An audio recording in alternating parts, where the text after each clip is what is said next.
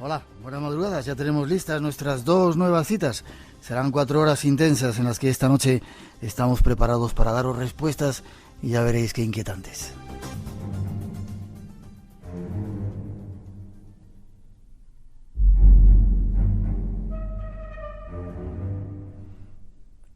Esta noche os invitamos a un viaje al interior del mundo de la ciencia.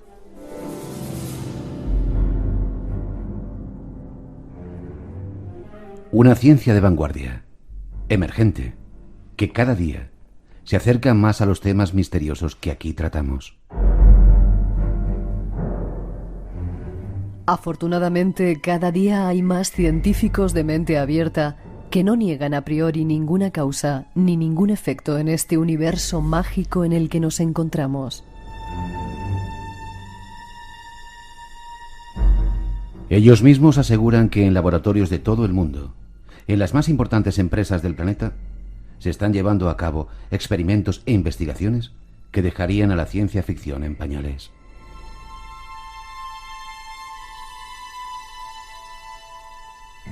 Esta noche os vamos a hablar de todo ello, demostrando que una gran verdad se esconde tras todo.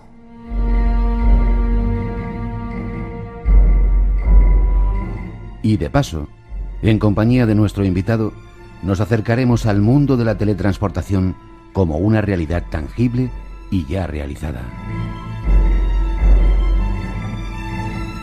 ¿Os acordáis del experimento Filadelfia? Pues parece mucho más real de lo que podríamos imaginar. Las fronteras de la ciencia moderna son nuestro objetivo esta noche. Un viaje que ya comienza. Y si estás preparado, eres bienvenido. Prepárate a sorprenderte.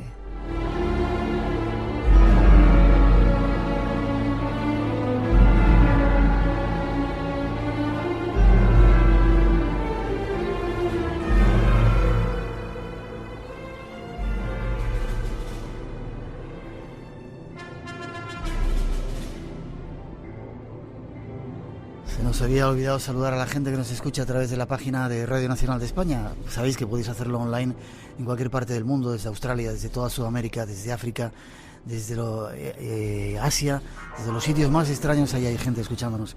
Y nos queda solamente saludar a nuestro invitado, Rafael López Guerrero. Buenas noches, Rafael. Buenas noches, Miguel. ¿Cómo estás? Pues muy bien, muy cómodo. Sabes que tengo la sensación de que nos conocemos hace mucho tiempo y nos acabamos de ver ahora. A mí me pasa igual contigo, no sé por qué. Qué curioso. Bueno, sí sé por qué.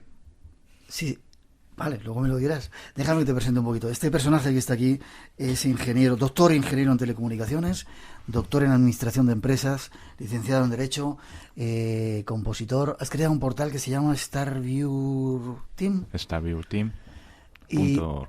Y alguien me ha comentado por ahí que eras el inventor, o yo no sé cómo se dice eso, de un sistema de internet por radio. Así Espera, es. que se llama Un protocolo. Uh-huh.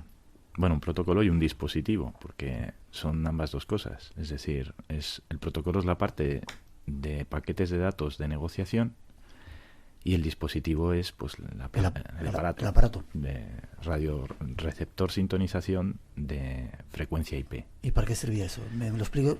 He de decirte, y también en nombre de todos los oyentes, yo soy muy tocho, la única cosa que he suspendido ha sido física. Explíquenlo, por favor. Es muy fácil. Como para un niño Simplemente pequeño. Es la capacidad de los datos que trabajamos todos con Internet.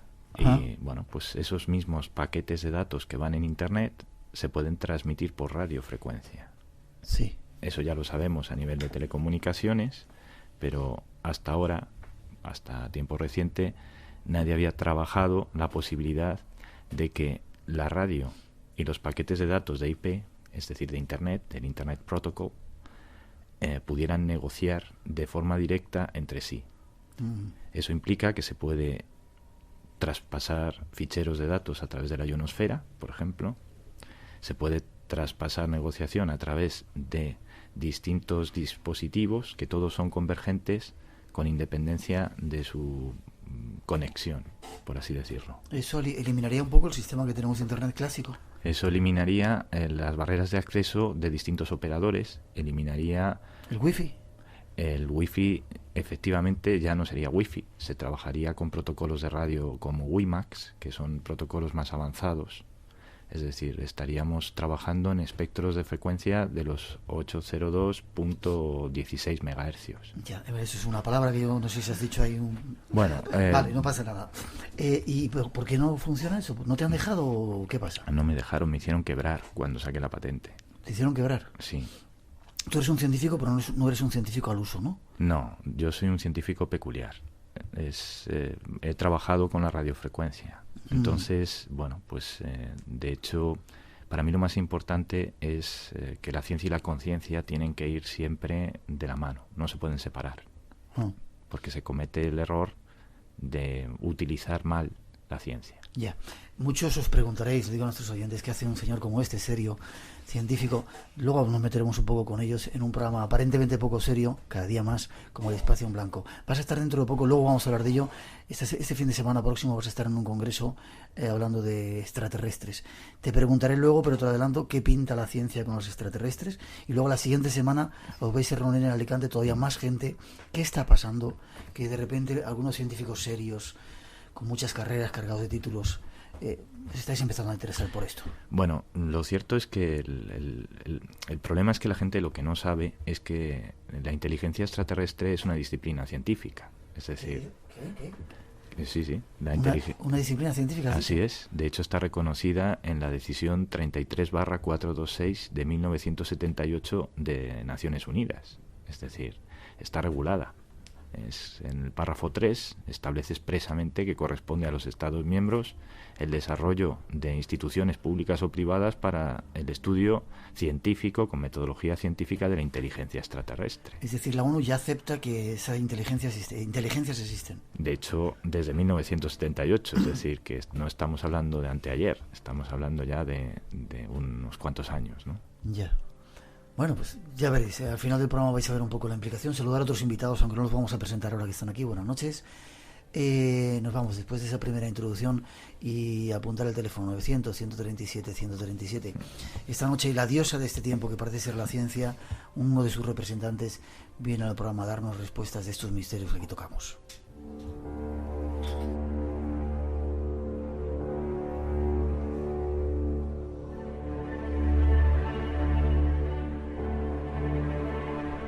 Algo está pasando en el mundo de la ciencia.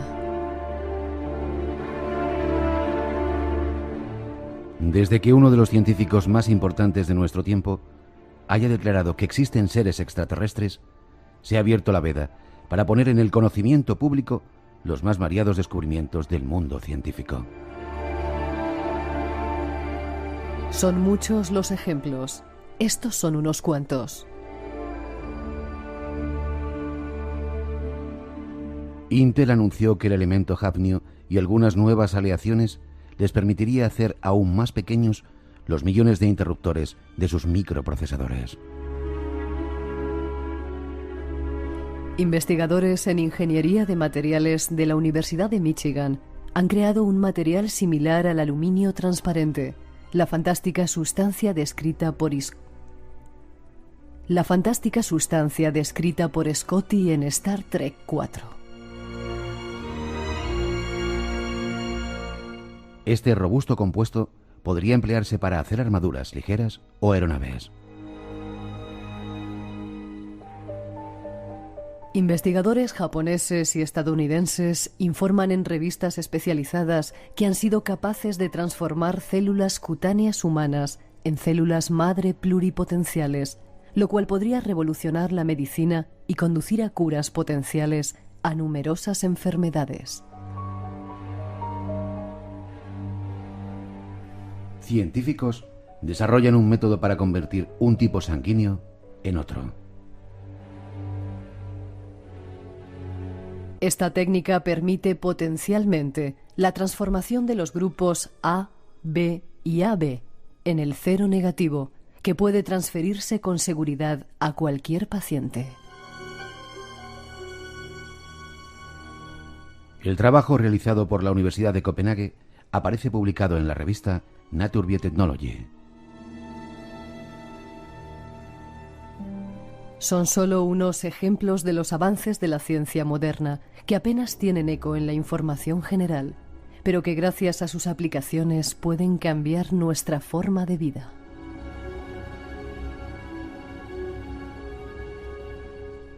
Esta misma ciencia, que ya está alcanzando su voz, está en disposición de demostrar la existencia de Dios o de los viajes sin materia.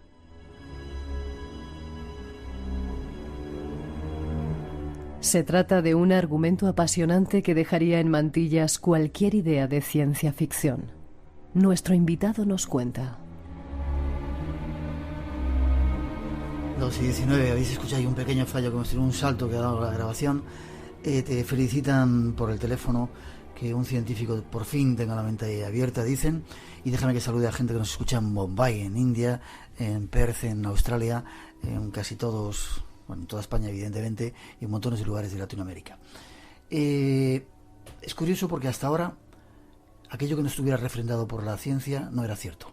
¿Qué dices tú como científico libre? No te he preguntado, ¿dónde trabajabas antes? Discúlpame. Bueno, llevo una trayectoria bastante amplia en investigación y desarrollo. Entonces he estado en consultoría, sobre todo de telecomunicaciones, en consultoría de proyectos basados en Internet. Es decir, yo en los años 90 estuve difundiendo junto con Telefónica, y entonces lo que entonces era TESAI, Telefónica Servicios Avanzados de Información. Eso que ahora nos parece obvio que es Internet, pues ¿fuiste uno de los introductores en el país, en España? De hecho, a través de un proyecto que se llamó Foredi, que estuvimos por toda España haciendo seminarios y congresos para hablar de aplicaciones de valor añadido en Internet, cuando todavía pues la gente apenas utilizaba nada más que el correo electrónico y poco más. Bien, de repente te saliste de ese mundo, te montaste por tu cuenta, eres un científico libre. Así es. Ya, y te vuelvo a preguntar lo mismo. ¿Por qué hasta ahora parece ser la diosa de este momento del siglo XXI, del siglo XX, es la ciencia? Todo aquello que no está explicado por la ciencia no existe. Es decir, no existe la vida más allá de la vida, no existen todas esas cosas de las cuales aquí a veces tocamos. ¿Qué dices tú? Pues el problema es el enfoque. Es decir, el problema no es de la ciencia en sí misma. El problema viene por el argumento humano de la negación. Es decir, el problema tiene que ver con las metodologías que utilizamos en ciencia para el avance. Si utilizamos metodologías de investigación y desarrollo, tenemos que utilizar metodologías de avance, no metodologías basadas en la negación. Y por ponerlo de forma simple, en el mundo científico de divulgación se utiliza una metodología de validación que se llama por pares, es decir, una metodología que parte de la premisa de que esto, como no se puede hacer, es un método cartesiano de negación, luego no puedes avanzar. Ya. Esa metodología que para el mundo de la divulgación se está utilizando, en el mundo de la innovación no se utiliza. Es decir, en los proyectos de empresas, en los proyectos de iniciativas privadas, lo que se utiliza es una metodología de avance. Y estas metodologías están medidas en un estándar ANSI, un estándar que se utiliza para avanzar en el conocimiento científico, porque el objetivo de ese conocimiento científico es llegar a un entregable o a un producto o un servicio, me da igual. Entonces, el problema viene cuando se separa el mundo de la ciencia de divulgación de la ciencia de investigación y, por tanto, de la conciencia. Con lo cual, parece como que hay unos compartimentos estancos en los que los conocimientos no pueden relacionarse entre sí. Ya. Y eso es una premisa falsa. Ya. Decíamos en esa introducción que se están haciendo muchas cosas en los laboratorios, cosas que luego cambian la vida. De hecho, parece ser que la radio e internet era una aplicación militar que de repente ahora estamos utilizando todos. Así es. Están haciendo muchas cosas por ahí que son secretas, que pueden acabar transformando y controlando a los seres humanos en algunas multinacionales, en algunas fábricas de esas. Pues me temo que sí. Me temo que sí. De hecho, eso no es algo novedoso. Es decir, eso se lleva haciendo desde siempre. Y la cuestión está, digamos, no tanto en lo que se está haciendo, cuanto en el proceso ético que hay de fondo, de base. Te iba a preguntar si la ciencia tenía ética. Esa es mi preocupación. De hecho, todos los que estamos en este movimiento de científicos independientes estamos realmente en un proceso de convergencia para que la ciencia y la conciencia, en lugar de negar la conciencia, vamos a trabajar desde la conciencia a la ciencia, porque ciencia y conciencia son la misma cosa. representas a un grupo de científicos, hay muchos científicos libres que queráis dar información emergente, lo llamáis, ¿no? Sí, así es. Y de hecho es un grupo de científicos que en este momento está siendo altamente censurado. Es decir, no... Altamente censurado. Altamente censurado. Ya. ¿Por qué? ¿Por quién?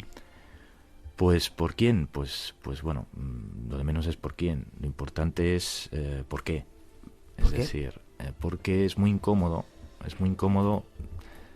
para muchas corporaciones, para muchas instituciones, el tener que abrirse a reconocer abiertamente que hay cosas que han hecho que no son éticas. Y como ha pasado mucho tiempo, pues cuanto más tiempo pasa y más se sabe que no es ético, más difícil es dar un brazo a torcer y retroceder, y hacer una retrocesión. Yeah. Entonces, a partir de ahí, eso en el ámbito público y de la corporación, de la gran empresa privada, pero es que resulta que tenemos un protocolo de jurídico, digamos, que nos permite hablar abiertamente de que la libertad de investigación científica está reconocida como un derecho fundamental. Uh-huh. Con lo cual, lo que estamos diciendo es que no se está haciendo una promoción real de la investigación privada desde las empresas privadas. No hay empresas de investigación privada, salvo que alguien, pues por un capital impulso, es decir, sienta el impulso de investigar, lo haga científicamente y asuma el riesgo, pues de perder dinero, digámoslo así. Ya. Y luego te preguntaré si entre mucha gente nos juntamos y ponemos dinero para ese sistema que tienes tú, el protocolo de Internet, ¿podría funcionar en el mundo? Por supuesto que sí. ¿Sí? ¿Y sería gratis Internet? Podría ser. Ya, lo pensaremos. Parece que los científicos cuando llegan a un determinado momento se encuentran ahí con una pared y tienen que empezar a pensar que hay algo más. ¿Es cierto esto? Así es, así es. De hecho, la mayoría de los científicos, y digo científicos, es decir... Sí, no esos que niegan por a priori que no, primero, eso no puede ser, eso no... Es que tenemos que saber que es un científico. Un científico no es un señor que tiene una titulación académica. Ya, si aquí parece que cuando dices doctor ya tienes derecho a decir lo que quieras. Tu opinión ya es válida y tus opiniones son... Para empezar, pues hay muchos doctorados que no son doctorados de universidades oficiales, es decir, son universidades privadas y están enfocados solo para la investigación y la innovación, incluso en empresas privadas. Todos conocemos pues a ingenieros, yo el primero, que han estado en Telefónica o en empresas de innovación y que no tienen un título público. Es decir, el título público sirve para hacer oposiciones al ministerio. Ya. Vamos a no engañarnos. No sirve para hacer investigación y desarrollo en una corporación, ni sirve para hacer ciencia en una empresa privada. Ya. Sin embargo, en una empresa privada se llegan a convenios con otras instituciones, sean públicas o privadas, que además están constituidos en un marco jurídico que se llama ENFOT, nuevas formas de transferibilidad, a través de unas instituciones que se llaman OTRIS, Oficinas de Transferencia de Tecnología. Y ese marco jurídico está aprobado por una directiva de la Comisión Europea de 2003 y validado en otra directiva de 2005. O sea, que estamos hablando de cosas que los que están metidos en el ámbito de la investigación saben y conocen perfectamente. ¿Qué sucede? Que hasta ahora las empresas pequeñas no tienen en este país, por ejemplo, acceso a esa información. Entonces, si tú no sabes que te puedes constituir como una empresa de capital impulso, digámoslo así, y el capital impulso es poner tu trabajo a cambio de nada, pero a cambio del servicio al otro. Y el servicio al otro en el ámbito científico es siempre proyectar la ciencia desde quien la tiene hacia quien la necesita, ¿no? Si en este caso es una corporación, una corporación. Si es una universidad, una universidad. Y si es el ciudadano, pues ¿por qué no? El ciudadano también tiene derecho a estar informado. Eso es lo que hacéis vosotros ahora. Exacto, lo estáis intentando hacer. Así es. Vale. No os extrañéis, esta noche vamos a hablar de la existencia de Dios, que ya lo están preguntando, de teletransportaciones y el experimento Filadelfia, de extraterrestres y otro montón de asuntos, sobre todo vistos desde el punto de vista de la ciencia. Nos lo va a traer este señor. Avanzamos un poco, ¿te parece? Después de esa introducción, seguimos contándoos más cosas.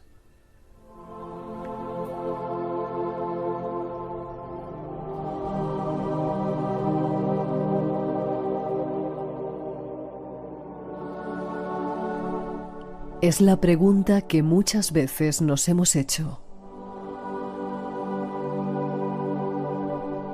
Es la pregunta que, salvo con la fe, no ha tenido respuesta.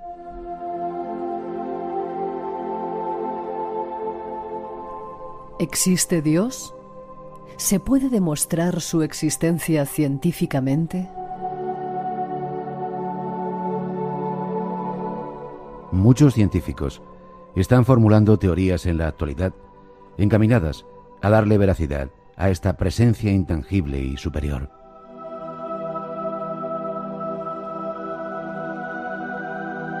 Nuestro invitado, esta noche, tiene respuestas para nosotros desde el punto de vista de la ciencia. Escuchemos.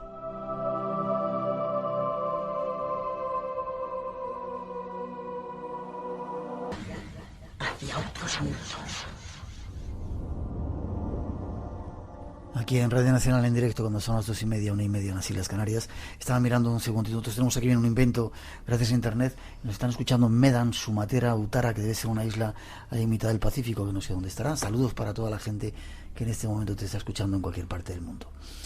¿Se puede demostrar la existencia de Dios desde el punto de vista de la ciencia? ¿Qué es Dios? Muy buena pregunta. Pues sí, la verdad es que se puede demostrar, pero no es un Dios al uso. Es decir, no es ese señor con barbas que nos han contado. Y la siguiente pregunta te voy a decir, ¿cuál Dios? Porque hay tantos dioses. Claro. De lo que hablamos es de una inteligencia primigenia. Es decir, cuando hablamos de tantos dioses o cuántos dioses o ese tipo de cuestiones son preguntas humanas al uso. Es decir, tenemos la tendencia de pensar como seres humanos e intentar dibujar esos pensamientos que tenemos a través de imágenes. Y entonces esas imágenes que proyectamos pues dan lugar a lo que llamamos culturas. Entonces hablamos de dioses, o hablamos de religiones, o hablamos de temas humanos. Pero aquí estamos trabajando en una demostración que se fundamenta en el universo como entidad inteligente. Es decir, hablamos de universo inteligente. Y esa inteligencia primigenia, que es la creadora de todas las cosas en el universo... ¿Creadora con un concepto de la Biblia? ¿De que no había nada antes y de repente él empezó? No creadora en el concepto. La Biblia realmente no quiere decir eso. Volvemos una vez más a tocar algo a lo que llegamos en esta ocasión como consecuencia de. Es decir, primero desde la ciencia analizamos todo eso y finalmente vamos a la Biblia, y luego la Biblia lo que nos explica realmente es una clase de física cuántica avanzada para niños. Es decir, imagínate que tú le tienes que contar a unos señores que pastoreaban en la época una serie de cuestiones de física cuántica avanzada, y se las tenías que contar con parábolas, ¿no? Se las tenías que contar, pues que Dios hizo el mundo en 7 días, que en 7 días primero quedaron los animales, o sea, los lapsos de tiempo, estructurar las escalas temporales, el no tiempo. Es decir, ¿qué es el no tiempo? Pues es que a nivel cuántico realmente ahora sabemos a través de la teoría de supercuerdas que el tiempo no existe. El tiempo lo hemos inventado nosotros. Entonces, ¿qué sucede? Pues que a través del estudio de distintas disciplinas estamos llegando a una especie de teoría unificada de la física. No una especie, sino una teoría unificada de la física en la que hay una ecuación fundamental en la que trabajamos con 12 dimensiones. 12 dimensiones. Así es. Que curiosamente, analizando todo con los textos bíblicos primigenios, pues llegamos a que esas 12 dimensiones están formuladas a través de parábolas. 12 tribus de Israel. Exacto. Son esos famosos números sagrados que tanto han intrigado a los exégetas de los textos bíblicos o de los textos antiguos, pues ahora empiezan a tomar sentido. Porque además trabajamos con un principio que se llama el principio de coherencia. Es decir, algo que es coherente en una lógica se puede, digámoslo así, clonar científicamente, de manera que ese mismo principio que obedece en lo macro también funciona en lo micro. Lo ponemos con una parábola para que todo el mundo lo entienda, ¿no? Si cuando miramos por un telescopio, ¿qué vemos? Pues vemos puntitos y rayitas. Miramos por un microscopio y ¿qué vemos? Pues también puntitos y rayitas. ¿Qué somos nosotros? Puntitos y rayitas. Todo depende de la perspectiva del observador. Y como nuestro cerebro funciona a través de la mente, y la mente no es una dimensión física, sino una dimensión cuántica, estamos permanentemente equilibrando, reequilibrando la dimensión cuántica en la dimensión lineal, que al final es la que nos toca. Cuando le damos la vuelta a esa investigación y empezamos a actuar de forma bidireccional, nos damos cuenta que estamos recibiendo paquetes de datos del universo y haciendo feedback, es decir, retroalimentación con ellos. Y esos mismos paquetes de datos nos permiten potenciar, por ejemplo, la intuición. Pues la hiperintuición se basa precisamente en ese tipo de capacidades que se van desarrollando y que estamos estudiando, porque a nivel cósmico también están produciéndose cambios, ¿no? Es decir, nos han pintado un universo lineal muy plano, y realmente el universo no es plano, no es lineal. Y de hecho no nos gusta hablar de universo, nos gusta hablar de multiversos. Y en ese sentido, pues estamos empezando a conocer pues los fundamentos de esas teorías a través de lo que llamamos ahora radiofrecuencia cuántica diferencial. Ahora hablaremos de ella. Danos un segundo para asimilar la información.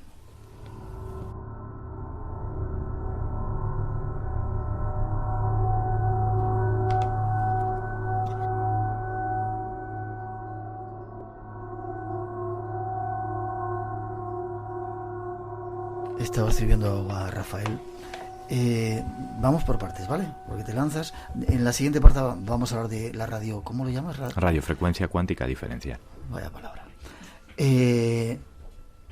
Dices que sí, se transmitía a una serie de personas, me refiero a la Biblia, a esos datos.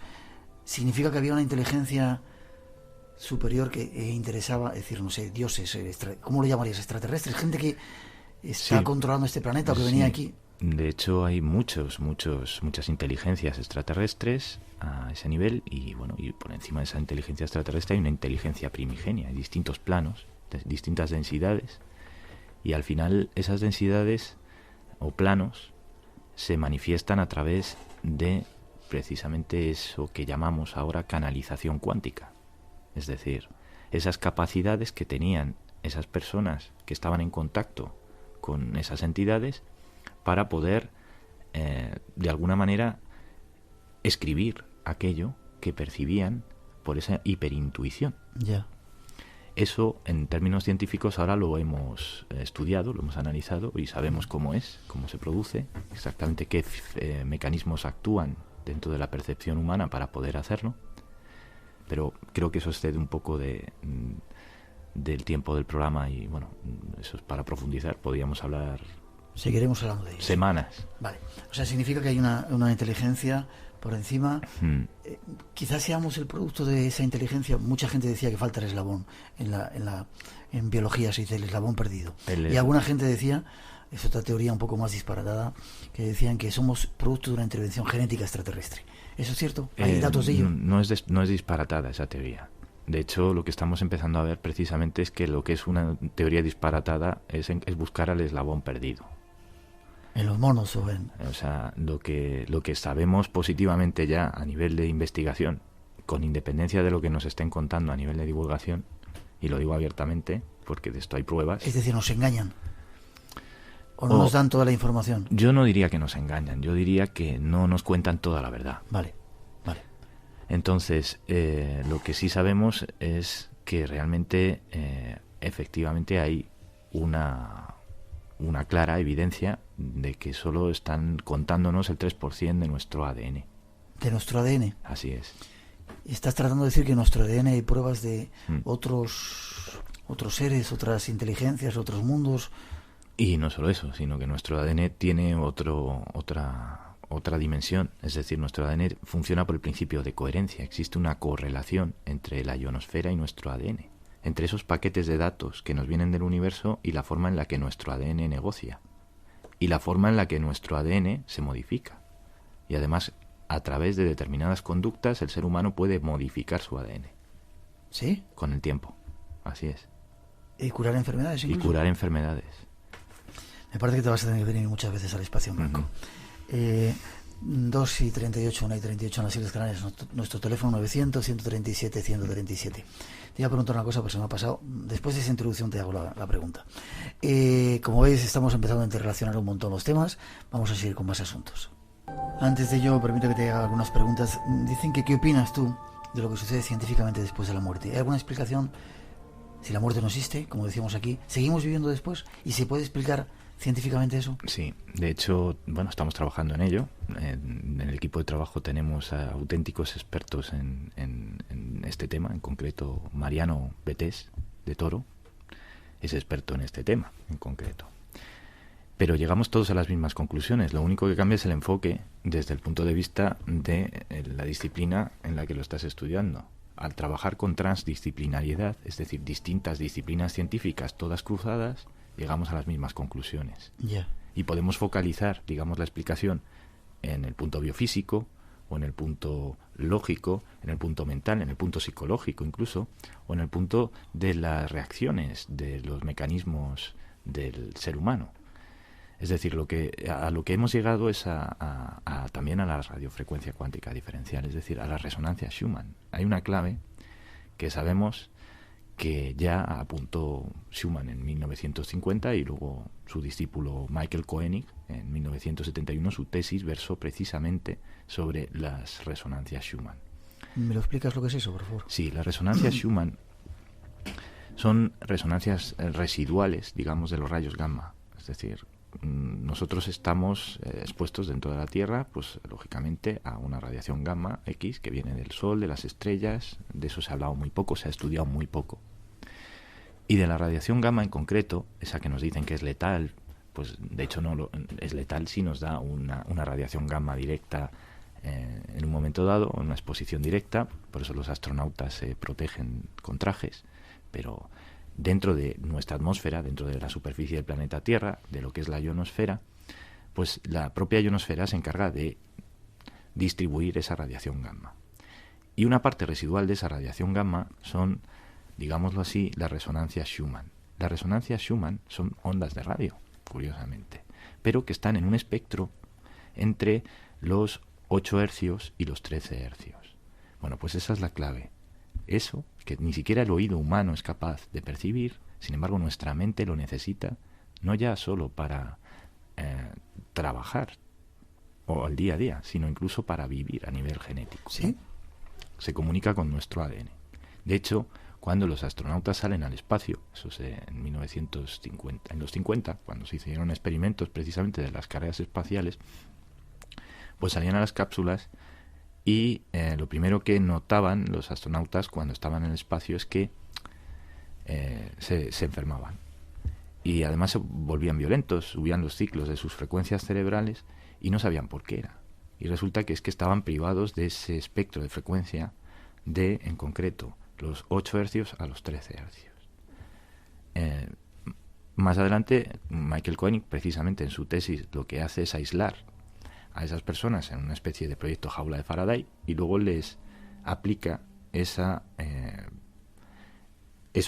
parámetros, digamos, de las ondas Schumann, es decir, esa radiofrecuencia, por laboratorio. Y disculpa, ¿esas ondas tú las puedes coger y trabajar con ellas? Sí.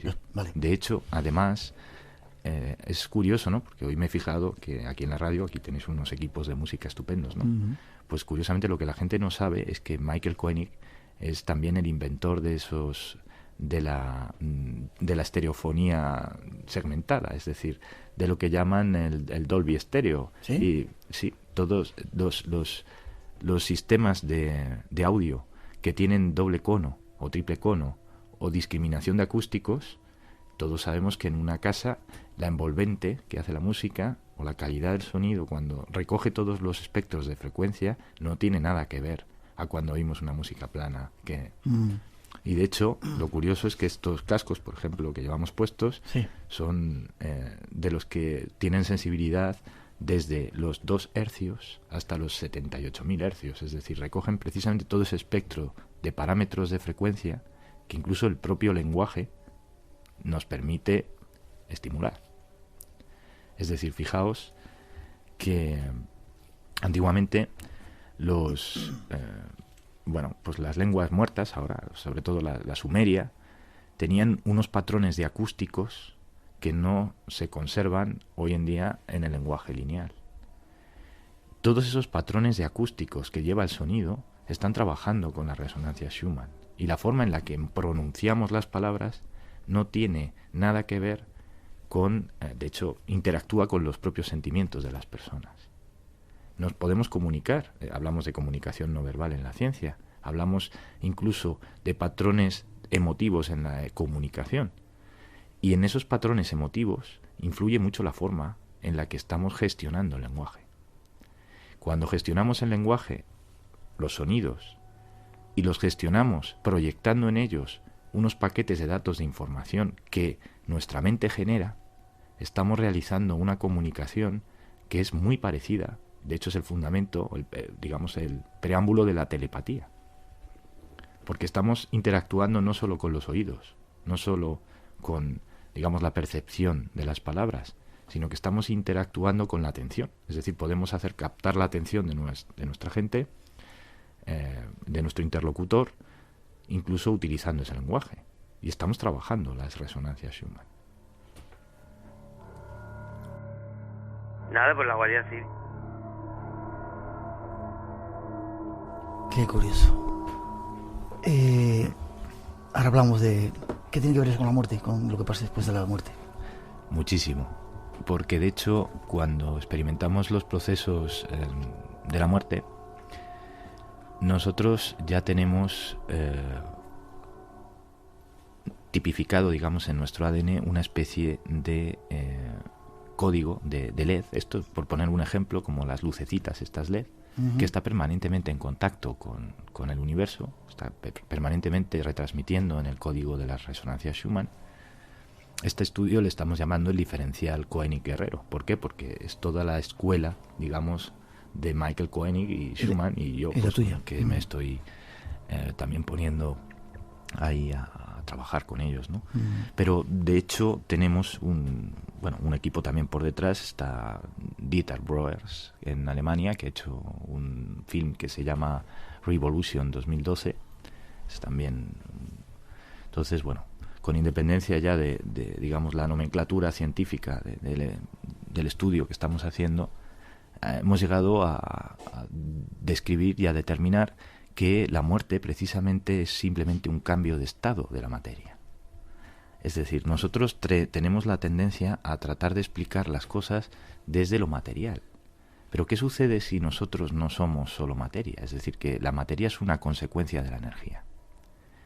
Y si la materia es una consecuencia de la energía y somos capaces de transformar esa energía, realmente cuando morimos físicamente, lo que estamos es pasando a otro estado de la materia, que no es el estado estrictamente físico, sino un estado que, bueno, en metafísica se le llamaba éter, etérico, digámoslo así. Bueno, pues ese éter a nivel de la física cuántica se está demostrando que existe, de hecho. Sí. Sí. Y que el proceso por el que esos estados de la materia se modifican tiene mucho que ver con esa radiofrecuencia cuántica diferencial, es decir, con esas resonancias aplicadas de determinadas formas a determinados parámetros, y en concreto pues está muy implicado con el estudio de los parámetros de los armónicos. Es decir, la radiofrecuencia que nos la han pintado en las gráficas, incluso en la facultad, como plana, es decir, como unas ondas, esas ondas planas, realmente no son planas, son tridimensionales y son muy parecidas a las estructuras de nuestro ADN. Entonces, en la medida en que estamos trabajando con los parámetros de las frecuencias, de las resonancias y de los armónicos, estamos realmente empezando a entender qué es lo que está pasando. Y cuando, digamos, estamos próximos a la muerte, pues digamos, esa parte de nuestra genética que está parpadeando cuando estamos vivos y no percibimos a nivel consciente, se nos hace consciente. Y entonces realmente lo que sucede es que nos convertimos en un estado intermedio de la materia y salimos literalmente de la materia. Y cuando salimos de la materia, en todos los estudios que se están haciendo, lo que se reporta es como que el individuo lo que empieza a ver es que empieza a tomar a altura, empieza a salir de su cuerpo materialmente y empieza a ir hacia la luz, a convertirse en luz y a traspasar un agujero de gusano, literalmente, que le transporta a otra dimensión. Eso es empírico, es decir, ya lo sabemos, ya lo conocemos, y en algunos casos ha habido regresados, lo que llaman los regresados, ¿no? Gente que regresa de esas experiencias Las DCM, experiencias. Exacto, pues eso el experto es Mariano Betés, precisamente, que lo está estudiando a través de casuística, pero estamos coordinados y llegamos al mismo punto. Es decir, hay un punto en el que llegamos a esa radiofrecuencia cuántica diferencial, ¿no? Es decir, tiene muchísimo que ver con los patrones de la resonancia Schumann. Y lo curioso es que todos esos regresados, una vez que regresan, manifiestan un cuadro de conducta. Es decir, son personas que ya no vuelven a ser las mismas que eran. Es curioso. Lo curioso, además, es que una de las características de esos regresados es que pierden el miedo a la muerte.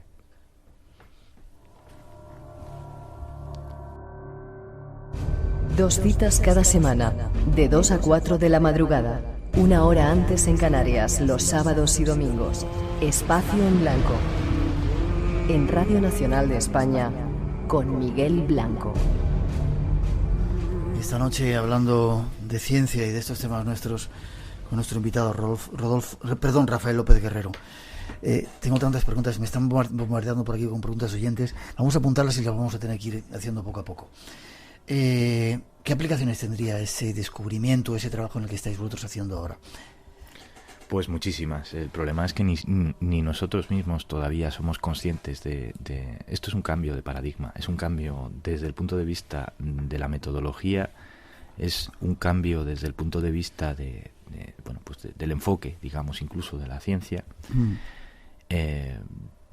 Lo que es importante, por eso, para mí en este momento es, y para todos los que estamos trabajando en este proyecto, es no separar la ciencia de la conciencia, porque el objetivo nuestro no es que de aquí salgan solo aplicaciones tecnológicas para el ser humano, sino que de todas esas aplicaciones tecnológicas que salgan, esa tecnología sea un medio para conseguir un fin importante, que es la conciencia. Ya.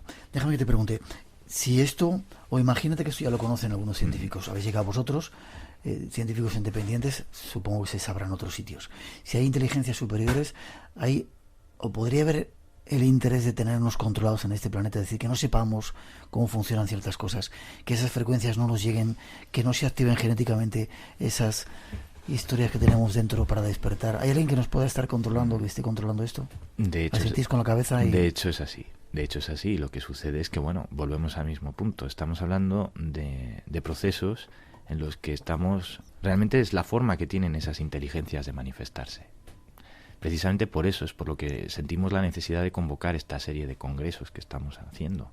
Porque hay que dar esos datos, hay que difundirlos. No vale ya el decir, bueno, pues esos datos nos los vamos a quedar ¿para qué? No tiene sentido, ¿no? Yeah.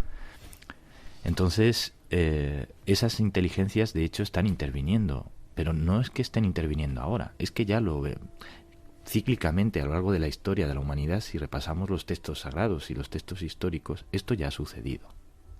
No estamos viviendo nada que no haya sucedido en el pasado.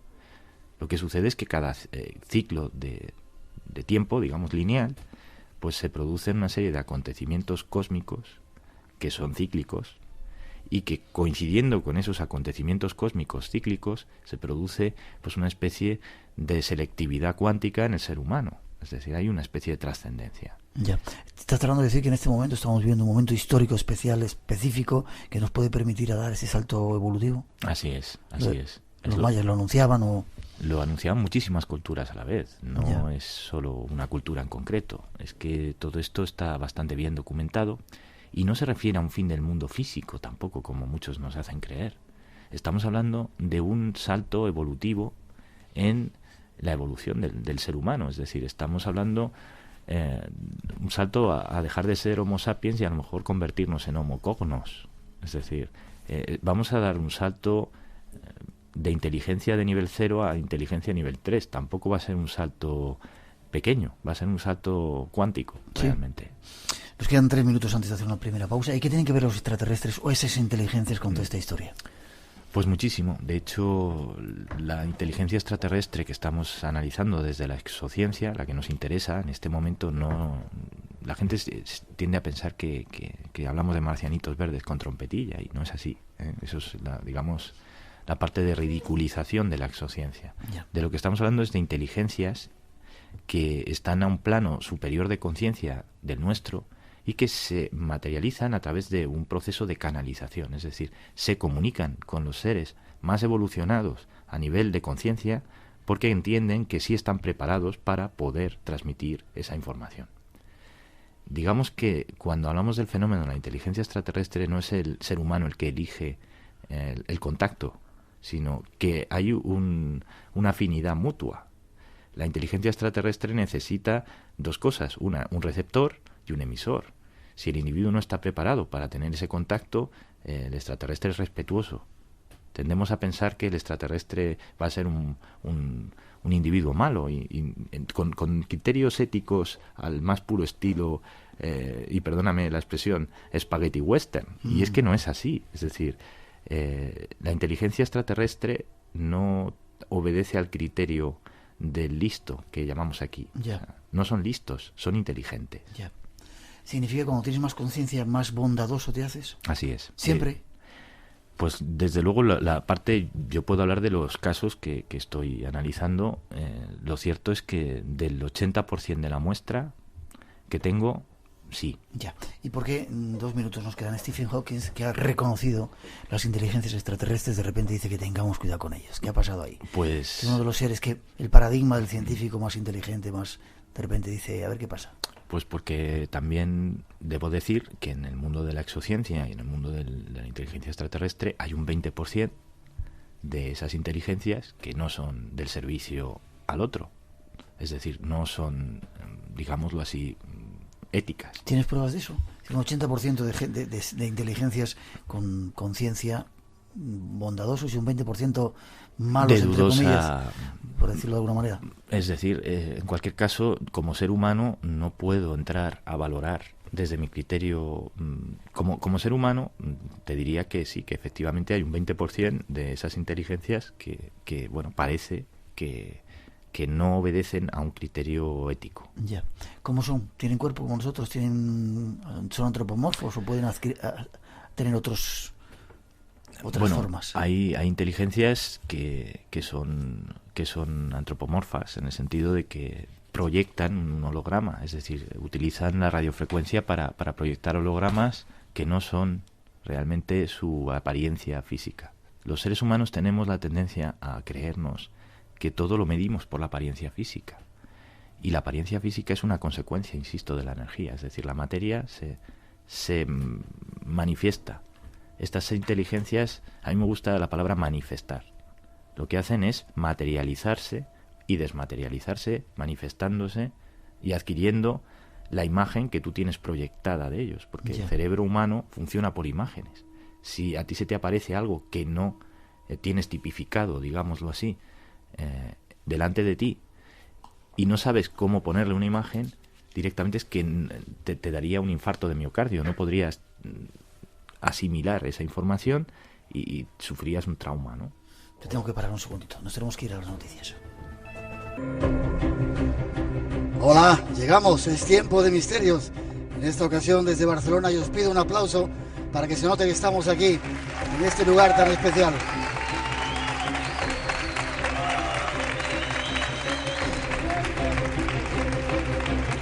Desde el inicio, las gracias a todos por estar aquí esta noche en Barcelona, en el Magic Internacional. Los saludos y la gratitud y la bienvenida, como digo, en nombre de todo el equipo que esta noche se encarga, esta tarde, de realizar el programa.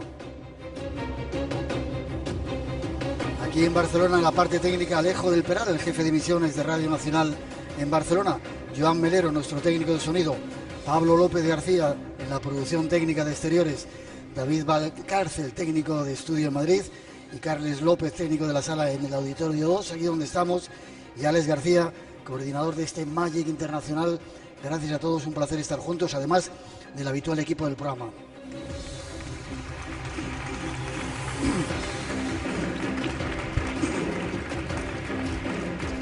Tenemos a Natalia Sotillos en la realización y coordinación, como siempre, Rosa Rodríguez en la locución y producción, Jesús Ortega, nuestro compañero que anda por ahí en la redacción, Ramón Álvarez y Antonio Baena en las redes sociales, y este que os habla, Miguel Blanco. Para todos nosotros, un placer estar aquí en esta noche tan especial.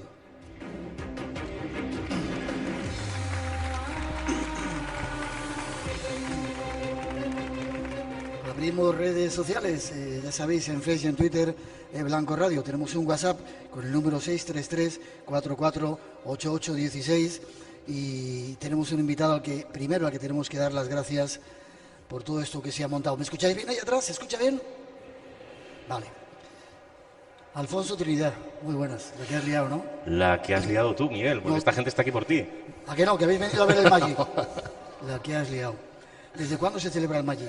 Pues son 34 años ya que unos pioneros decidieron hacer un certamen de estas características y yo estoy encantado de poder haberlo recogido, ese relevo, desde hace 4 años, la verdad.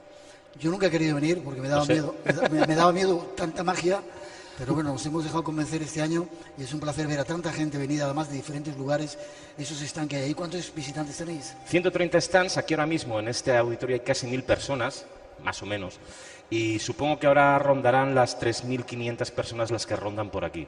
Más o menos. Y al final, ¿cuántos? 25.000... Unos 25.000 personas en el fin de semana. Mañana continúa, ¿verdad? Mañana continúa aquí en la Farga del Hospitalet, así que todavía tienen tiempo. Y en magicinternacional.com, que todavía pueden entrar y comprar entradas. magicinternacional.com. Sí. Vale, no solamente hay conferencias, aparte hay charlas, hay talleres, hay un montón de stand. Gracias por el trabajo. Te veo dentro un poquito porque tenemos que ir a la caza de brujas, ¿vale? ¿En un rato vamos a cazar brujas? Sí. Venga. No te vayas.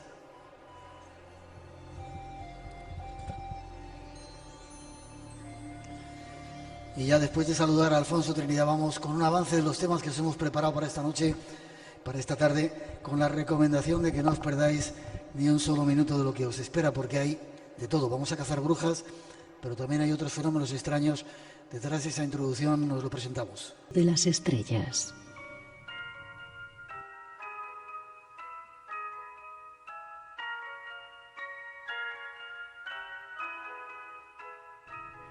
Seguiremos con brujas e inquisidores en un tema que hemos titulado Caza de Brujas.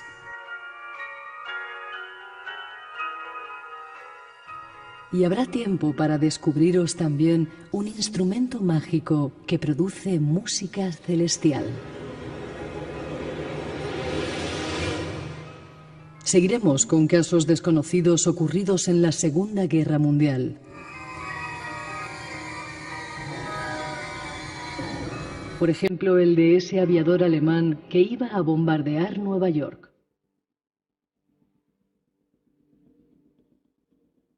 Y terminaremos con más misterios cercanos a nosotros. Este es el plan para este programa especial que estamos a punto de comenzar desde Barcelona.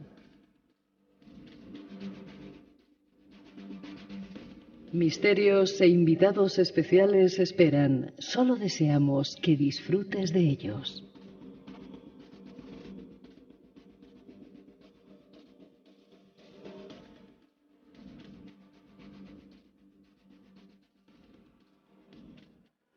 Ahí están nuestras intenciones esta noche. Y saludar al primer invitado que llega para darnos alguna información sobre los misterios. Yo a este señor le conocí ¿hace cuánto tiempo? Ni me acuerdo, Miguel. Éramos todos pequeñitos. Éramos muy pequeñitos. Yo creo que calzaba pantalón corto y todo. José Guijarro, pido un aplauso para él. Toda una personalidad en el mundo de los misterios. ¿Escuchas bien? Ahora sí, ahora perfectamente. ¿Cuántos años llevas en esta historia? ¿En el misterio? Sí. Pues 35 años. Yo ya peino... Bueno, canas, como tú, ¿eh? Peino canas. Sí, señor. Y de lo que has visto por ahí, ¿qué es lo que más te ha llamado la atención? Hoy vamos a hablar de ovnis, un tema que a mí no me gusta. Bueno, no me gusta. Me encanta el tema de los ovnis. ¿Cómo que no te gusta? Si está unido al espacio en blanco desde la génesis misma. Desde que hicimos aquella historia en Canarias, ¿verdad? Imagínate. 40.000 personas. No, pero casi nunca hay cosas nuevas, pero hoy vas a contar cosas nuevas bastante interesantes. Pero, ¿qué otra cosa te interesa o qué otra cosa te llamó la atención? A mí, en general, me interesa todo aquello en lo que el ser humano dimensiona sus pasiones, articula sus miedos, también sus valores y sobre todo modifica su forma de pensar. Y el misterio en general, y en particular el tema de los ovnis, es algo que te rompe todos los esquemas y que por lo tanto no es abordable solo desde la psicología, sino desde un montón de disciplinas más, y eso me encaja. Y por ende, cuando yo voy a investigar una casa encantada o cuando yo estoy haciendo un reportaje sobre curanderismo, me interesa no tanto el fenómeno en sí, como el impacto que ha generado ese fenómeno después en la persona.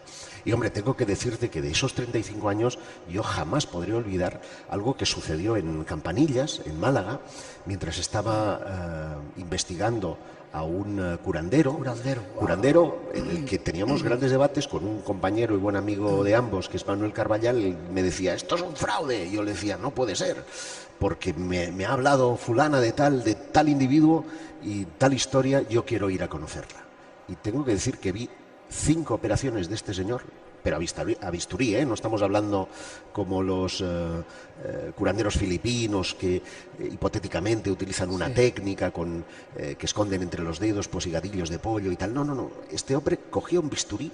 Yo cuando llegué a la consulta había una señora que tenía la espalda abierta, el marido estaba lívido sujetándole los pies, y yo, torpe, piso una línea de sal que había establecido como lugar de purificación entre el mundo de lo extraño y el mundo de lo profano. Yo piso aquello y me dice, ¿qué haces? ¿Qué haces? Y como venía después de Manuel, me dijo, no quiero que lo veas de lejos, quiero que lo veas de cerca. Yo conozco algunos de los trucos utilizados por los prestidigitadores, utilizados por los magos para engañar.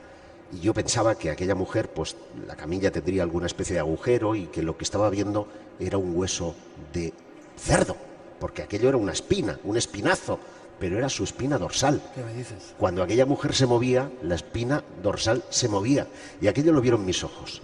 Y puedes imaginarte que cuando aquel hombre, con un simple algodón, le cierra las pieles y le pasa el algodón mojado en agua y solamente le queda pues un hilito rojo, como que hubieras arañado con una uña, digo, pero si no ha utilizado sutura, no ha utilizado nada. Eso para mí lo tengo grabado a fuego en mi mente. Hoy no vamos a hablar de curanderos, vamos a hablar de casos de ovnis. ¿Habéis visto alguien de la que se ha dado algún ovni alguna vez? Uy, fíjate, de 1000 personas, solamente 1, 2, 3... Bueno, yo creo que no se atreven, muchos. Bueno, hay unos cuantos. Vale, preparados. Yo que estoy un poco cansado de informaciones de ovnis, esta noche vamos a descubrir las últimas cosas, porque hay gente que lleva diciendo que estamos muy cerca del contacto. Parece que los ovnis se han reactivado. Tras esa introducción os ofrecemos algo de información y ya veréis que es sorprendente.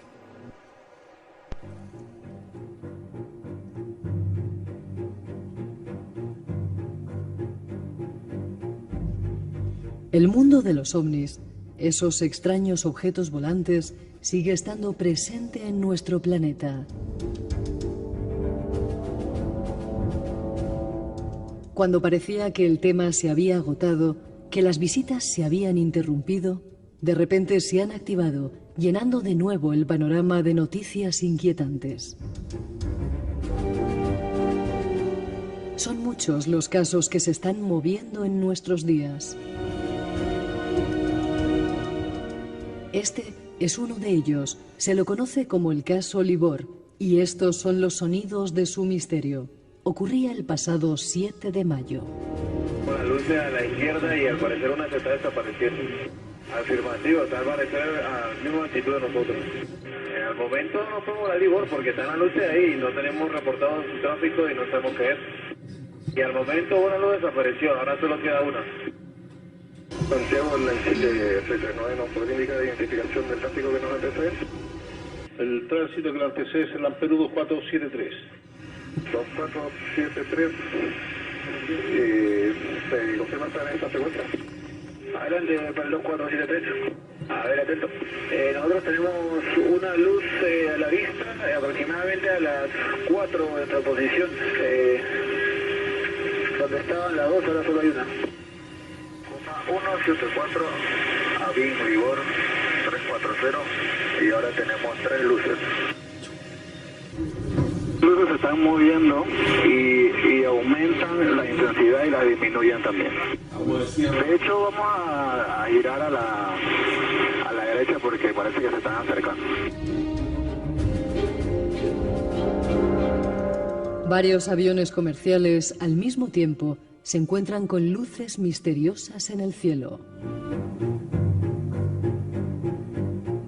Nuestro invitado tiene más datos de este extraño enigma. ¿Te ha gustado la introducción? Me ha encantado la introducción, ¿cómo no? Nos ha dicho que él es periodista y, como os decía antes de empezar el programa, yo creo que soy muy amigo de los youtubers y de las cosas esas que se hacen en internet. Tiene un canal de YouTube de lo más interesante que es... Josep Guijarro, canal oficial, en el que vuelco sobre todo recreaciones de estos acontecimientos con los sonidos originales de muchos, de infinidad de casos que he ido recogiendo a lo largo del tiempo. Súper bien hecho, os lo recomiendo. ¿Qué pasaba en este caso? ¿Qué es el caso Libor? Bueno, es un caso asombroso y que ha tenido lugar hace tan solo unos meses. Estas voces que escuchabas se recogieron desde el control aéreo de Antofagasta, en Chile, que está situado a unos 380 kilómetros del lugar en el que aconteció este avistamiento el pasado 7 de mayo de 2018.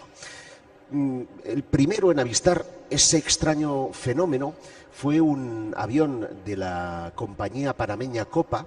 Él se dirigía desde Panamá pues hacia el sur, seguramente con destino a Santiago de Chile, y cuando está cruzando ese punto oceánico, no hay nada alrededor, no hay contaminación visual, no podemos atribuir a cualquier cosa que ocurre en el suelo, no, están en un punto oceánico determinado como Libor en las cartas de navegación.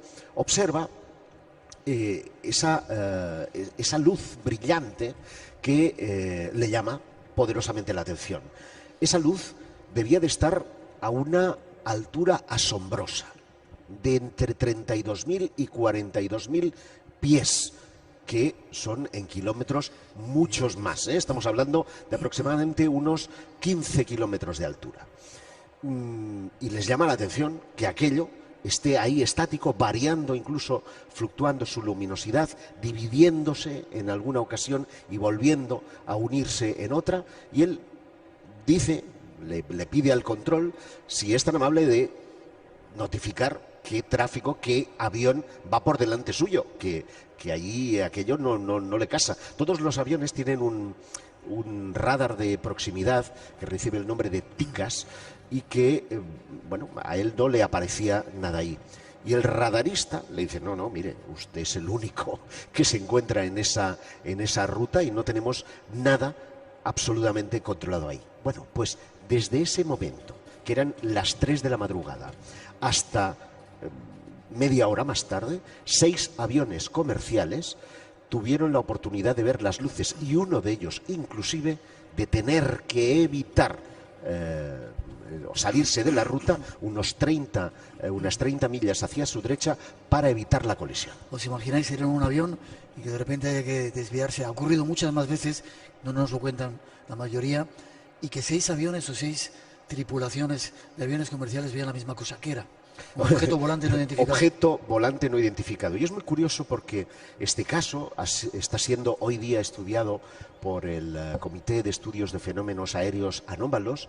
Es un comité gubernamental dependiente de la Aeronáutica Civil chilena. El CEFA, o su creación, obedece fundamentalmente a poder regular o evitar conflictos entre naves no identificadas y, aviones comerciales.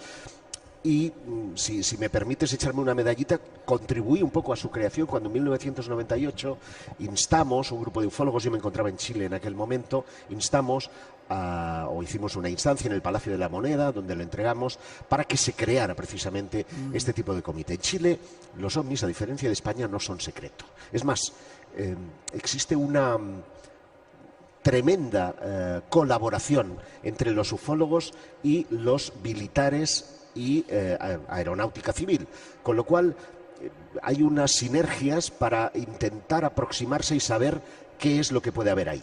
Pues quédate con esto. Cuando yo le pregunto a Hugo Camus, que es el presidente del CEFA, cuando le pregunto a Rodrigo Bravo, que es uno de los pilotos y miembros del comité, ¿qué podía estar ahí?, dice que no descartan ninguna posibilidad. Digo, pero extraterrestre, no descartamos ninguna posibilidad.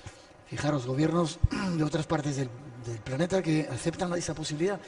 brevemente, nuestros militares nos ocultan mucha información por escrito del aire. Por supuesto. Es más, fíjate, hace tan solo unas semanas, el día 9 de noviembre de 2018, tuvo lugar otro interesante avistamiento ovni en Irlanda. Un avión que había partido desde Canadá, desde Montreal, y que había hecho toda la ruta transoceánica. Cuando está sobrevolando Irlanda, observa también a unos 42.000 metros de altura unas luces que son captadas por el radar. Bueno, no voy a contar o no me voy a extender con el avistamiento. Después del incidente, los militares irlandeses han clasificado toda la información como materia reservada. Es decir, que no tendremos oportunidad de saber qué fue lo que ocurrió hasta pasados 25 años. Pero yo sé, antes de seguir, ¿se está reactivando el mundo de los ovnis? Yo tengo la sensación, importante sensación, de que estamos en un momento muy delicado, muy importante del mundo de los ovnis. Parece que hay una reactivación a nivel fenómeno, pero también, y esto es muy importante, mañana lo destacaré precisamente en mi charla por la tarde, hay 3 lobbies muy importantes, es decir, grupos de poder que están presionando a los gobiernos, a militares, a también astronautas. ¿Para que cuenten o no cuenten? Para que cuenten cosas. Entonces, lo que está ocurriendo es que están sucediendo cosas nuevas, pero nos vamos a enterar de muchas cosas que ya han sucedido.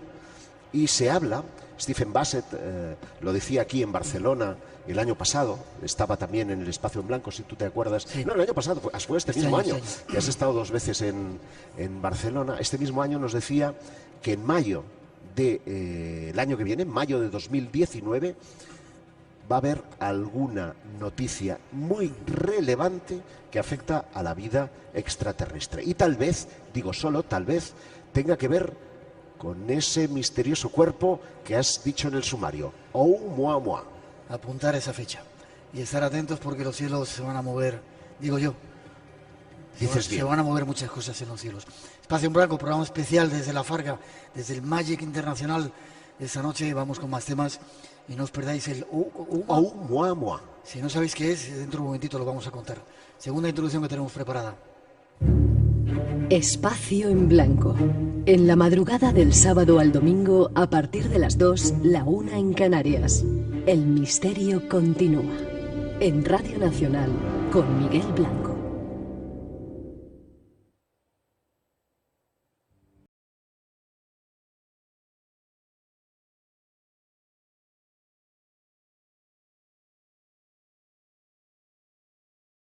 Hay más casos que se han mantenido en secreto hasta ahora. Nuevos informes de avistamientos ovni por parte de aviones comerciales. Es el conocido como caso de La Serena, y este es el audio de su encuentro.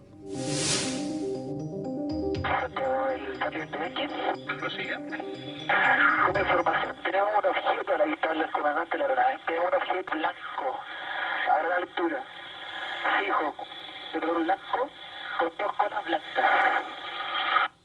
Aerosky 181 recibido.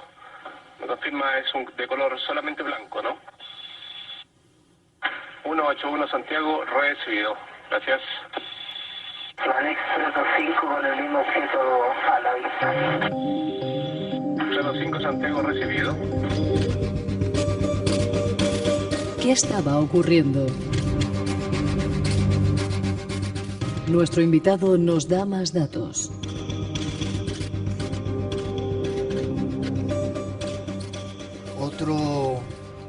Otro caso también de nuevas tripulaciones que se encuentran de nuevo con objetos volantes no identificados en diferente tiempo. Que estamos ante lo que podríamos decir el bomboncito de los ufólogos, ¿no? Testigos de élite, testigos más que preparados para saber distinguir qué cosas están en el cielo, protagonizan incidentes ovni que en este caso además son registrados por el radar. Es el ATC, es el control aéreo quien detecta algo en sus pantallas y le pide al avión que identifique, si le puede decir qué está viendo allí. porque efectivamente hasta 3 vuelos de la compañía chilena LAN tuvieron que esquivar, salirse de la ruta para no colisionar con este objeto físico que estaba en las pantallas y que ellos estaban viendo también visualmente. Un objeto que era como una esfera brillante del que partían una especie de rayos, que eran como cortitos, que parecían como patas, pero que estamos hablando de una altura de 42.000 pies, de cerca de 15 kilómetros. Este además desapareció después yéndose hacia el espacio estratosférico, con lo cual la única posibilidad que a mí se me acontecía era que pudiera tratarse de algún globo, ¿no?, que está fijo en un lugar y que después, por el calor o por alguna corriente de aire, se lo lleven más hacia arriba. Pero se descarta esa posibilidad. ¿Por qué? Pues primero porque no hay lanzamientos que se puedan corroborar o que encajen con la línea de tiempo de los avistamientos, y en segundo lugar porque ninguno de los pilotos acredita que haya nada que cuelgue, ni tampoco se percibe desde el radar 2 ecos, sino que hay 2 extrañas patas. No se conforma con ninguna tipología, por así decirlo, de los globos estratosféricos que puedan lanzarse. En Chile, desde luego, no se lanzan. A veces, desde Australia han llegado algunos de estos globos. También se ha descartado esa posibilidad. Con lo cual estamos ante un nuevo interrogante, ante una nueva evidencia, ante un nuevo caso sobre el que solo podemos sorprendernos. Ya. ¿Tú crees que estamos preparados, la gente del pueblo, la sociedad, para un cercano e hipotético encuentro con esos seres que dicen que puede estar cercano? Voy a hacer de gallego. Depende. ¿De qué depende? Pues depende de cómo se produzca ese contacto. Porque aparezcan de repente, yo qué sé, en la Plaza Roja, claro, en Nueva York. Así es como nos lo ha pintado normalmente el cine. Y el cine es el gran modelador de las creencias de la población. Y nos han acostumbrado desde el famoso Klaatu, ¿te acuerdas? Saliendo de aquella nave discoidal hasta los más modernos films que hoy día se ruedan en Hollywood con todos los efectos especiales, a que acudan a un lugar muy céntrico, muy público, y allí baje alguien a querer relacionarse. Pero no tiene por qué ser así. A lo mejor ya están entre nosotros. Es una posibilidad. Incluso Stephen Bassett, que ha tenido la posibilidad de conversar con personas de alto nivel, entre ellos algunos ministros de Canadá, que han hecho asombrosas declaraciones como que ellos ya estarían infiltrados entre nosotros. Es una posibilidad. ¿Os imagináis, le digo a la gente que está aquí con nosotros, ¿no?, que al lado de vuestro silla haya un extraterrestre infiltrado? En estos sitios a los que de vez en cuando asistimos, ¿verdad, Josep? Viene gente muy rara. Hay gente que parece de otro mundo. Pero muy rara por aquí. Pero otra cosa... En el buen sentido de la palabra, ¿eh? No es una crítica. Otra cosa es que su genética tenga que ver con nosotros o no, que esa es otra conjetura, ¿eh? ¿Por qué tienen que ser genéticamente distintos o por qué tienen que ser morfológicamente distintos a nosotros? De hecho, científicos de Harvard el año pasado hacían alusión precisamente a las tipologías de los presuntos extraterrestres y a todos los pintaban pues, muy, muy distintos a nosotros, ¿no? Y al final uno de los estudios determina que tal vez la forma antropoide sea la que esté vinculada a la inteligencia y que lo más probable es que si alguna de estas supernaves que vagan por el espacio y tuviera la oportunidad de llegar hasta la Tierra, pues pudiera contener no material biológico, sino incluso robots, porque sería lo necesario para cubrir las grandes distancias siderales. A prepararse, el futuro cercano que tenemos se va a presentar con muchas sorpresas. Hay más, todavía queremos que nos cuentes ese misterio o ese misterioso objeto que se llama el mensajero de las estrellas. Preparaos lo que se nos viene encima. Tras esa introducción nos damos datos. Este domingo pisarás un paraíso natural montado sobre 9 islas. Nómadas, con Álvaro Soto. Las Azores y sus ciudades. Cómo retroceder y situarse en la época colonial. Nómadas, sábados y domingos a la 1 de la tarde. Hoy abordamos misterios desconocidos hasta ahora en nuestros cielos. El siguiente que os queremos mostrar se denomina Oumuamua, el mensajero extraterrestre. los astrónomos del proyecto Pan-STARRS-1 en la Universidad de Hawái detectaron al mensajero venido desde lejos que llega el primero. Eso es lo que significa el término hawaiano Oumuamua, con el que se bautizó a un misterioso cuerpo interestelar. Y decimos misterioso porque el programa Breakthrough Listen, financiado por el multimillonario ruso Yuri Milner e impulsado por el fallecido astrofísico Stephen Hopkins, para buscar señales de civilizaciones extraterrestres, sospechaba que el gigantesco objeto presentaba indicios de tecnología extraterrestre. Oumuamua viaja por el espacio a una velocidad de 315.000 kilómetros por hora y, al parecer, no está unido gravitacionalmente al Sol.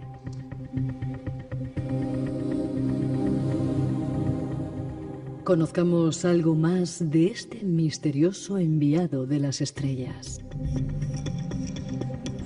Yo me he quedado sorprendido, Josep, cuando vi la fotografía. No sé si lo habéis visto, lo digo a las personas que están aquí con nosotros en este stand o a los oyentes, echar un vistacito a ese objeto. ¿Qué es ese mensajero de las estrellas? Ese Oumuamua. Oumuamua. Es muy fácil. Tienes que aprender aloha, como los hawaianos. No, es muy interesante porque fíjate que cuando esto se observó por primera vez en octubre de 2017, quisieron los científicos establecer que aquello tenía que ser forzosamente un asteroide. Pero los asteroides tienen unas características muy definidas, que se rompían en el caso del Oumuamua, porque, como tú bien dices, estamos ante un objeto fusiforme. Como si fuera un bolígrafo. ¿Un bolígrafo? Es decir, 400 metros de largo. 400 de largo por 40 de ancho. Y así no son los asteroides. Así no son. Es más, los científicos sugirieron que era una forma aerodinámica para romper precisamente la posibilidad de colisión contra el polvo interestelar, contra otros pequeños meteoritos que se puedan ir precisamente encontrando a lo largo de su paso desde el centro de la galaxia. De ahí que le bautizaran como el mensajero que llega primero, porque es el primer objeto que llega del espacio interestelar, que sabemos que no viene del sistema solar, ni que tiene un recorrido específico como el caso del Halley, que pasa periódicamente un determinado tiempo, y que además, cuando se acerca al Sol, todos los asteroides, todos los cometas, dejan tras de sí una larga cola que se llama cabellera, que se produce con el calor del Sol, se ilumina ese polvo cósmico y da lugar a esa cabellera. Tampoco la tiene. Qué raro, ¿no? Y entonces, yo antes te hablaba de grupos de poder, de lobbies. Uno de los lobbies, histórico lobby, es el de Rockefeller, que presionó a muchos gobiernos y primeros ministros para obtener información relativa a los no identificados. Hay un segundo lobby que recibe el nombre de Academia de las Artes y las Ciencias, que está auspiciado por Robert Bigelow. Es un tipo con mucha pasta, norteamericano, que tiene diversas empresas, desde la aeronáutica hasta los hoteles, y que está presionando mucho, sobre todo en el gobierno de los Estados Unidos. Es cierta medida el responsable de que se haya desclasificado toda aquella información OVNI relativa al Pentágono. Y hay un tercer lobby que está protagonizado por este ruso, Yuri Milner, que colaboró estrechamente con Stephen Hopkins. Hopkins diseñó unas pequeñas naves, unas micronaves que creían eran las adecuadas para obtener el máximo rendimiento con el mínimo de energía posible y que pudieran hacer viajes interestelares. Programaba en 2 años poder llegar a 40 años luz, que es concretamente Alpha Centauri, ¿no? Y Yuri Milner, uno de los frentes que tiene abiertos es el de Oumuamua. ¿Qué vio? ¿O qué supo? ¿Qué chivatazo le dieron para que se fijara precisamente en este, vamos a ponerlo entre comillas, asteroide? Pues él se va a través de este proyecto que se llama Breakthrough Listen, a escuchar qué es lo que da de sí este este presunto asteroide. Encaran las antenas de Green Bank durante 40 días. Solamente han trascendido pequeños detalles. Hacia el objeto. Hacia el objeto. Y sabemos que es hueco. ¿Hueco? Que es una plancha de 5 milímetros de grosor, de metal, de color rojizo, y que es hueco. Y entonces empiezan los científicos, algunos científicos, porque hay una gran discusión hoy día, diciendo, no, es que son los restos de una antigua nave alienígena que ha llegado al espacio. Esto lo dicen un doctor de Harvard. Esta semana pasada estaba previsto que saliera publicado su estudio, no ha salido publicado aún, no sabemos qué demonios está pasando dentro de todo este mundillo, pero la última hipótesis es que estamos ante el paso de una nave extraterrestre. Problema es que nos ha pasado como con la señal WOW, ¿recuerdas? Sí. Aquella señal que en 1977 un ingeniero que estaba ahí despierta de golpe y le da solo a señalar 4 numeritos que suponen una presunta, la primera señal captada por el proyecto SETI. Pues que cuando queremos reaccionar, este objeto hoy, ya se está encontrando ha pasado Júpiter y está llegando a Saturno. Ya no tenemos naves para ir a interceptarlo. Imagínate, y esta es una hipótesis mía, imagínate que una civilización hubiera lanzado al espacio esta sonda operativa. Que se nos hubiera pasado a nosotros de largo. ¿Y qué ha pasado de largo? Lo que me llama la atención, ya casi para despedirte, que poca información nos dan de este tipo de asuntos, ¿verdad? Muy poca, y además cuando la información compromete a nivel de ideas o de fe, como puede ser el caso, porque inmediatamente piensas en visitantes extraterrestres, se produce una tremenda lucha entre el sector de los que dicen puede ser y el sector de los que no, esto es un simple meteorito, ¿no? Yo creo que todavía nos quedan algunos pasos por atar, pero que estamos en un momento importante, sobre todo cuando estos 3 lobbies, cuando estos 3 grupos de poder unan sus fuerzas y consigan por fin darnos la noticia, tal vez sea este próximo año. Igual tenemos que empezar a tomar diazepam para calmarnos, porque vienen noticias importantes del espacio exterior. Apuntar esa fecha.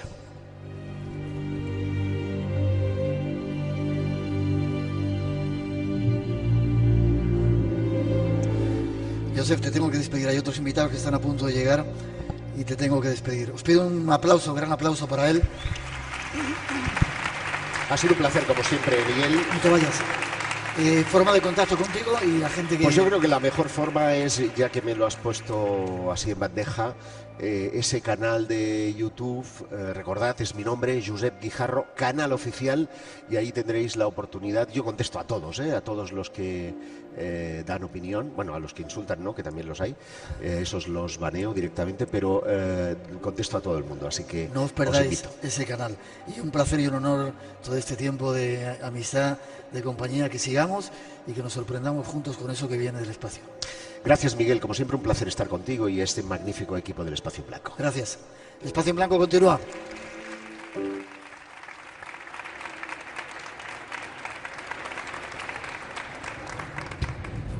Casas encantadas, encuentros en otros mundos, enigmas de la historia. Elige tú el misterio. Vuelve a reencontrarte con lo desconocido, cuando, dónde y como tú quieras. En rtv.es a la carta, los podcasts de Espacio en Blanco te esperan. Espacio en Blanco, con Miguel Blanco, en Radio Nacional.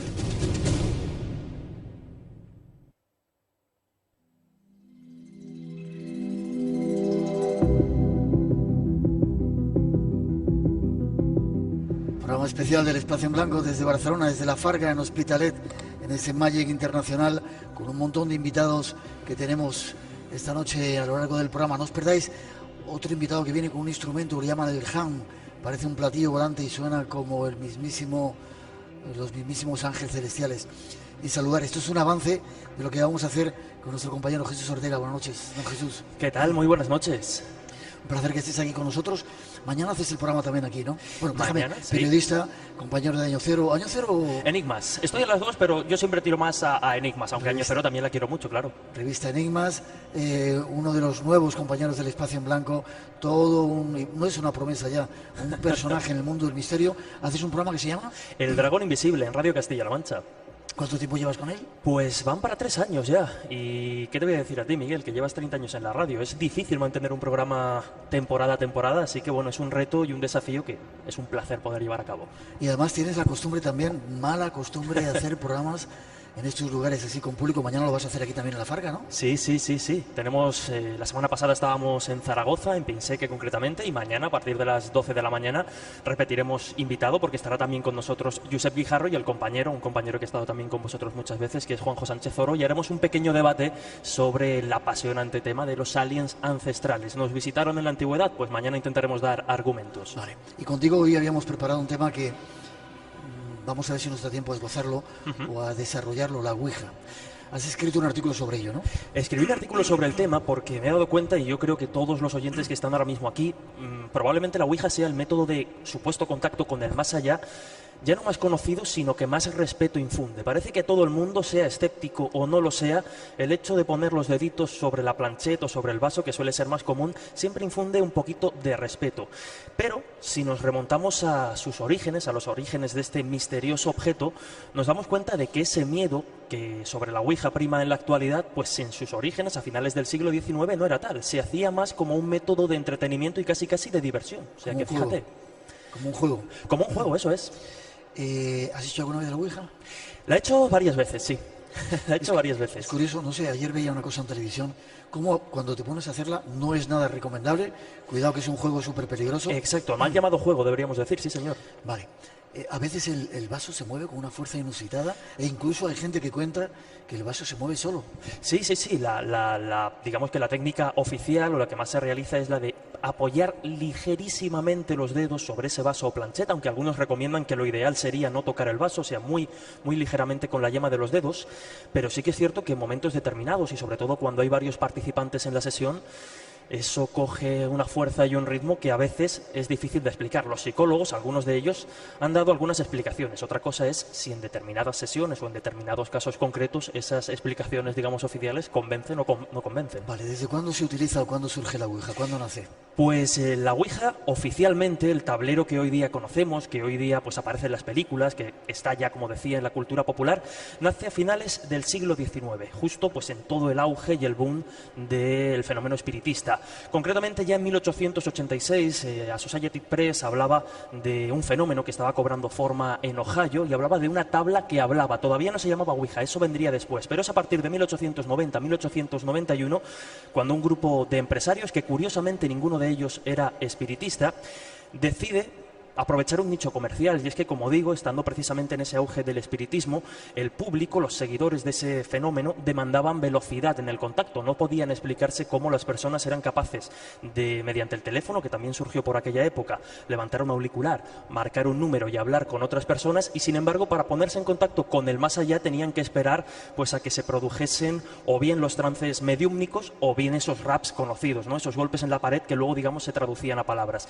Ese grupo de empresarios, encabezado por Charles Kennard y Elijah Bond, que fue el que después la patentó como juguete, curiosamente, es un dato curioso, pues decide, insisto, aprovechar ese nicho comercial y dar velocidad. Por lo tanto, plasman sobre esa tabla las diferentes letras, y el contacto, el supuesto contacto con el más allá, se agiliza. Ya no hay que estar esperando esos golpes en la pared y estar esperando respuestas más o menos difusas a las preguntas que se planteaban a los supuestos espíritus, sino que, bueno, pues era el vaso el que iba marcando las letras sobre el tablero y formando palabras, frases y mensajes. Supongo que llamaría mucho la atención, porque aquello es tremendo, ¿no? Ver cómo ese algo, lo que entra ahí, de repente te contesta y te dice cosas. Claro que llamaba la atención. De hecho, si me permites, muy rápidamente, fíjate, porque los anuncios de la época anunciaban la tabla Ouija de una manera muy curiosa. La maravillosa tabla que habla. decía que ofrecía entretenimiento para todas las edades, algo que daría que hablar muchos años después. Incluso los científicos podían aprovecharse de esta tabla cuyos misteriosos movimientos invitan a la investigación más cuidadosa y a descubrir que podría estar formando el enlace que une lo conocido con lo desconocido, lo material con lo inmaterial. Y este, insisto, era un anuncio que aparecía en la prensa y, de hecho, en aquella época en la que el contacto con los espíritus pues comenzaba a ganar seguidores, lógicamente llamó también la atención de muchísimos científicos que se interesaron por estos misteriosos movimientos. En nuestro país se llegó a vender también como un juguete de 3 a no sé cuántos años decían, a partir de 3 años. A partir de 33 meses creo que recomendaban, sí. O sea que fijaos el peligro, ¿no? De hecho, incluso compañeros, lo citaba también antes José Quijarro, como por ejemplo Manuel Carballal, en su día descubrieron que, por ejemplo, en un pueblo de Elche, creo recordar, en un pueblo de Alicante, no recuerdo muy bien la zona, pero el ayuntamiento llegó a prohibir en un catálogo de juguetes que se acababa por Navidad, llegó a prohibir o llegó a no recomendar que los padres comprasen este juego a los niños menores, porque lógicamente podía provocarle ya no un trauma, sino hacerle entrar en un mundo entre la fantasía y no la fantasía, pero provocar algún problema en esos niños tan pequeños. Vale, ¿me dejas que hagamos un punto aquí? Por supuesto. Siguiente tema que íbamos a tocar con él es que esa ouija puede ser una puerta al infierno. Puede ser. ¿Lo hacemos en la segunda hora, te parece? Me parece perfecto. No os perdáis también mañana el programa que va a hacer, ¿cómo se llama? El Dragón Invisible. Es complejo, es difícil de aprender, pero al final... ¿A qué hora aquí en La Farga? A las 12. 12 de la noche. 12 de la mañana. Perdón, 12 de la mañana. Yo como estoy con los horarios nocturnos. Los horarios nocturnos. Un aplauso os pido para él, que dentro de un momentito va a seguir contándonos alguna historia.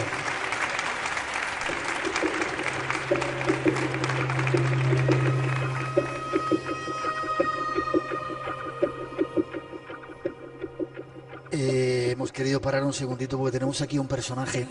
Vamos a poner primero una introducción y luego hablo contigo, ¿vale?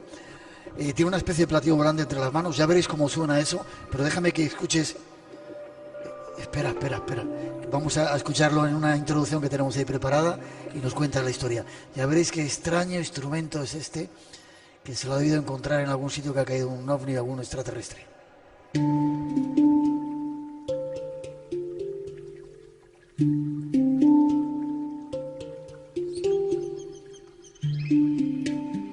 Queremos presentaros en esta ocasión especial un instrumento extraño.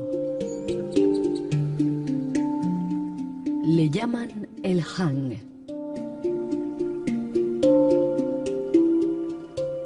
El hang es un instrumento musical de percusión de reciente creación.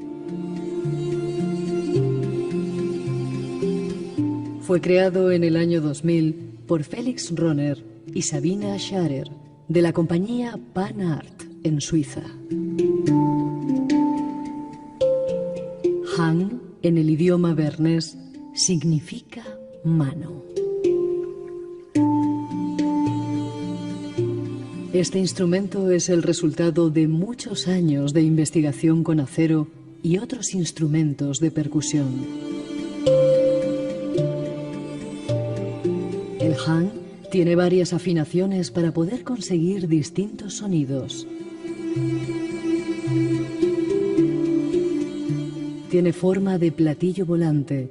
De su milímetro de acero emana una música celestial. Y hoy es casi imposible conseguir uno original.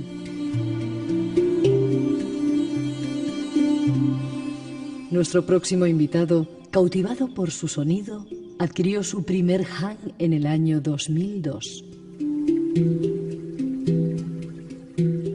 Se trasladó al desierto, donde su silencio y pacífico entorno le valieron para profundizar en el conocimiento del hang. En la actualidad, nuestro invitado es uno de los máximos exponentes e intérpretes del hang a nivel mundial, con una valiosa aportación sobre técnicas del instrumento, interpretando y cautivando con su profundo y bello sonido. Descubramos algo más de este instrumento y de su sonido celestial.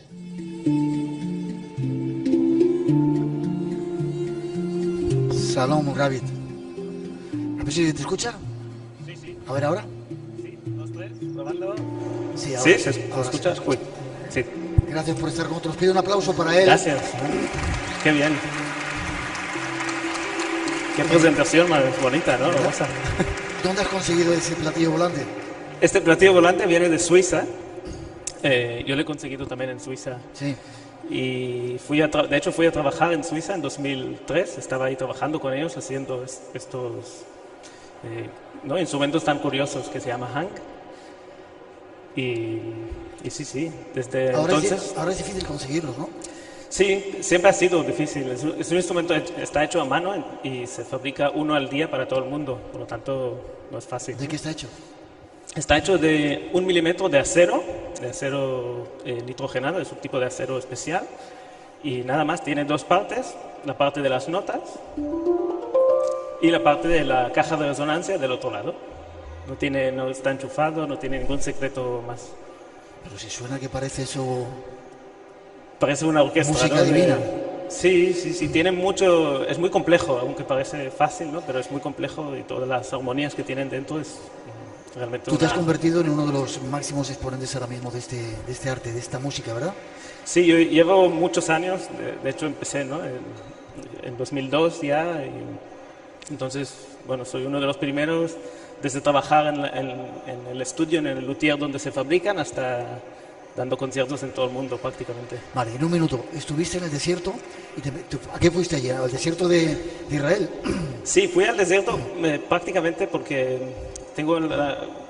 pienso que para conectar con un instrumento tan especial, lo mejor es tener el silencio más profundo, ¿no? que ofrece el desierto. Realmente y es la mejor manera en general, ¿no? de escuchar a ti mismo como persona, pero también un instrumento de música. ¿Cuántos tienes de esos instrumentos? De esos instrumentos tengo ahora mismo 10 instrumentos. ¿10? ¿Y no los vendes? No.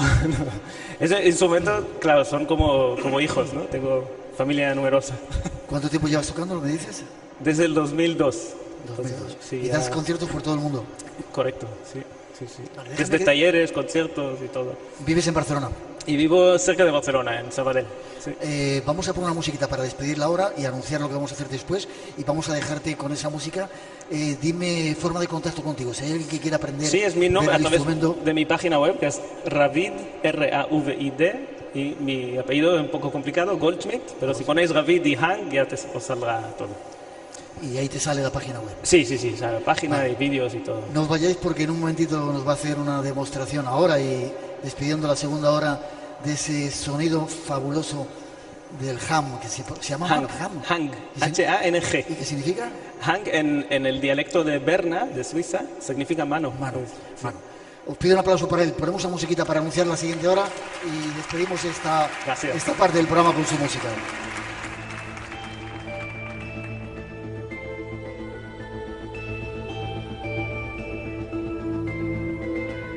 Os vamos a dejar un ratito con la música de Ravi Goldsmith y después las noticias y después de la información regresamos. Tenemos todavía mucho que contaros. Viene ese invitado que estaba al principio a contarnos cosas de cazas, de brujas. Nos vamos a contar extrañas historias de la Segunda Guerra Mundial y seguramente seguiremos con esa ouija, la puerta al infierno. Cuando quieras con la música no os vayáis, que todavía queda mucho espacio en blanco aquí en esta edición especial desde La Farga en Barcelona en el Magic. Cuando quieras.